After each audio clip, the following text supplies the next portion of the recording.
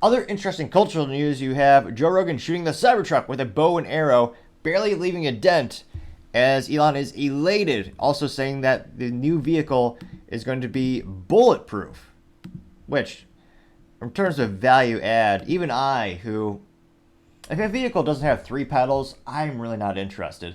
And unfortunately, that means if I want a new truck in North America, there's only one option, interestingly enough, the Toyota Tacoma, which is bulletproof. That thing will outlast a human in terms of the lifespan and well over 1,000,000 miles because, again, it's a Toyota.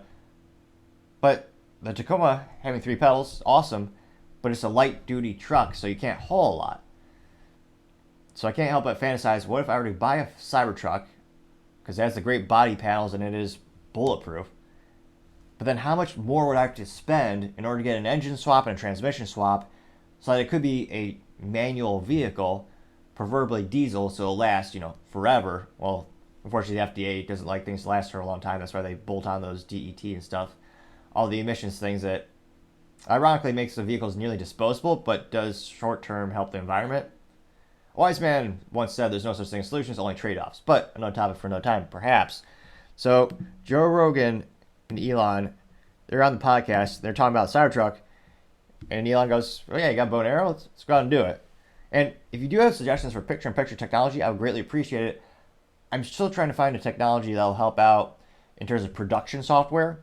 I've tried a couple different brands, but the camera still isn't working in terms of I've updated the drivers for the camera, and it still doesn't recognize it when I'm trying to have both the video as well as the actual camera showing the picture-in-picture. So if you have suggestions in the comments, I would greatly appreciate it because I do want to make the show better and better, and feedback is one great way to do that.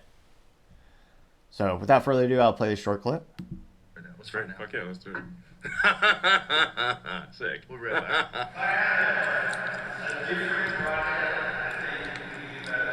Bring it back. Just don't, have the arrow come back in. I mean, just beware of ricochets.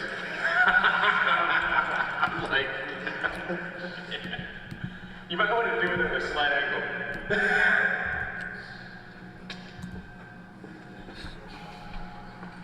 know what I mean?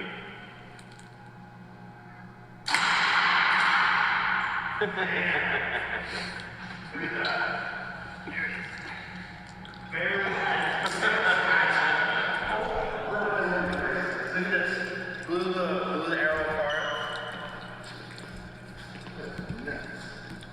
Yeah. Flatten the tip of the arrow. Look at the tip of the broadhead. That's impressive. Hey, cutie. Thank you. Well, now we know. So we just shot an arrow into it, and it barely scratched it. Barely scratched it. Yeah. It was probably moving 275 feet a second. That was a 525 grain-ish arrow with, even more than that, because it had the 125 grain head, so that was 545 grains. That's impressive. Yeah.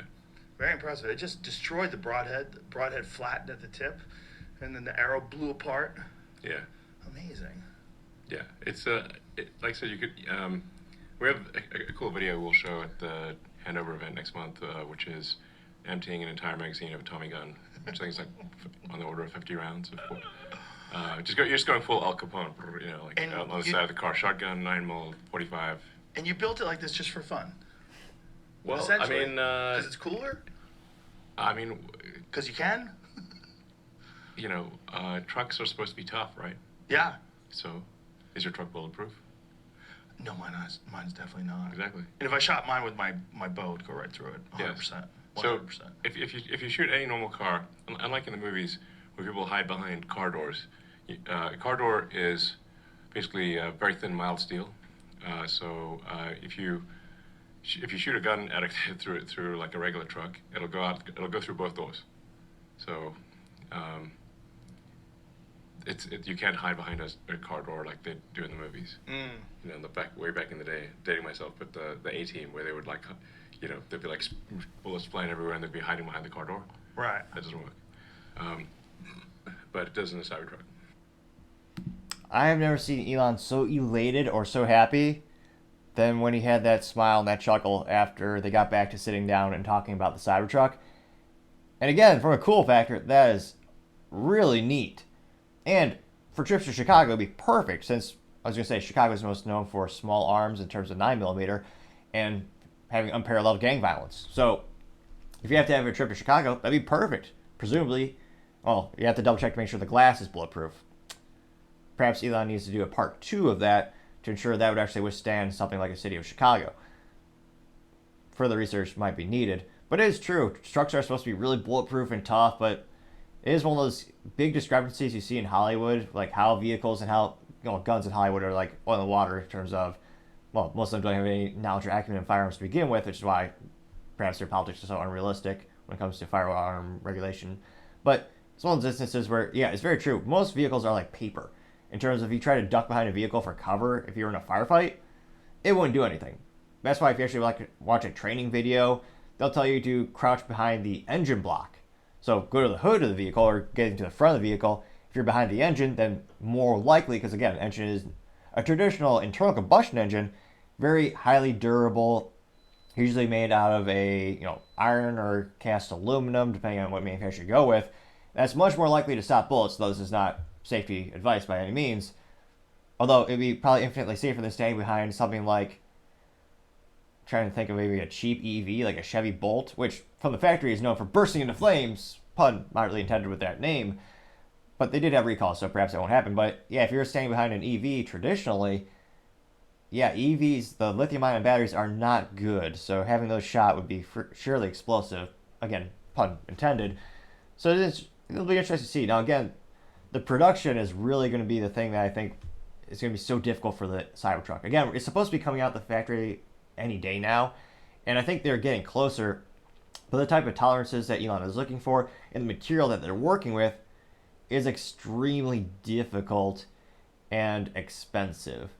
So there's a reason an overwhelming majority of all the vehicles you see on the road, the manufacturer process and the materials are pretty much the same. They haven't changed much in decades. I mean, the tech inside gets infinitely, faster, smaller, but in terms of those things like body panels, I mean, that's been pretty consistent throughout the years. And again, you get a big body machine, you press it out, you prime it, you paint it, but doing it out of stainless steel, and he wants it to be perfectly flat. It'll be fascinating to see just the production cost alone to make the type of tolerances you want happen. It'll be fascinating to see. Let me know, would you ever buy a Cybertruck? And then if you were to buy one, would you do something crazy like I would if I were to win lottery and actually have finances to get one? Would you do something like an engine swap and put in a big old diesel engine with a stick shift? Perhaps that is the most rare and expensive, and I would say valuable Teslas, is the Tesla Model S, where you had rich rebuilds actually swap out a V8, which is just, there's a fancier way of saying awesome, but that is pretty awesome to do that. From an engineering perspective, do a fun little swap, and no one's expecting it too, so you get to a little subvert expectations. Let me know in the comments, would you ever purchase one of those, and then why or why not, and then would you do an engine swap or leave it as factory? Be interesting to see, but as I would say, time shall tell. Thank you everyone for taking the time to tune in today, trying to get to 4,000 subscribers by the end of November, so if you can click that button, I'd greatly appreciate it. Also, the comments are a great way to help me make the show better and better, as your feedback is greatly appreciated as well. Also, and lastly, don't forget to take the time to tell your family, tell your friends, tell your coworkers, heck, tell your enemies, tell anyone and everyone. Just stay safe and fight the good fight.